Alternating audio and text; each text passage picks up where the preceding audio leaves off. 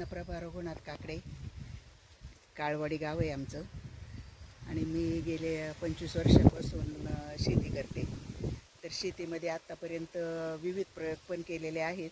शेतावर आपल्या विविध कृषी क्षेत्रातल्या मान्यवरांनी आत्तापर्यंत खूप भेटी दिलेल्या आहे. मी सुद्धा खूप शेतीविषयक प्रोग्राम अटेंड केले. इतर गावांच्या शेतीला पण भेटी दिलेल्या आहेत. आणि आता मी माझ्या ह्या ऊसाविषयी मी बोलू इच्छिते. तर ही नवीन आपण व्हरायटी लावलेली आहे. 86-032चीच पुढचं व्हर्जन म्हणता येईल. 18-121 जातीची ही व्हरायटी आहे. आणि आता 5 महिन्याचा हा माझा ऊस झालेला आहे.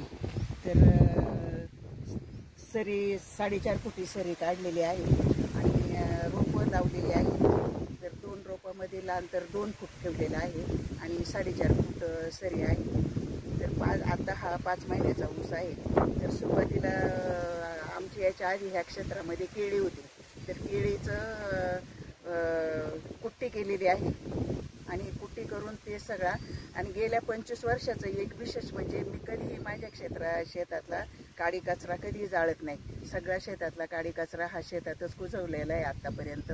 आणि त्याचप्रमाणे ह्या शेतामध्ये मी केळीची कुट्टी केलेली आहे. आणि कुट्टी कुजवण्यासाठी जे कल्चर लागतं ते कल्चरचा पण पहिल्यापासून वापर केलेला आहे. आणि त्यातल्या त्यात मी पहिल्यापासून EM द्रावण आहे त्याचा खूप पहिल्यापासून वापर करते मी. आणि आता हे कुजवण्यासाठी वेस्ट डिकंपोजरचं पण वापर केलेला आहे. अधिक शेणखत घातलेलं आहे या ऊसाला. आणि नंतर आता सरी फोडायला थोडं कोंबडी खत आणि थोडंसं केमिकल दाणेदार खतं घातलेली आहे. त्याचा वापर केलेला आहे. आता थोडंसं खूपच सेंद्रियपर्यंत अजून गेलेलं नाही आम्ही. थोडंसं उत्पन्नाच्या दृष्टीने थोडंसं केमिकल पण वापरावं लागतं, हे मी कबूल करते.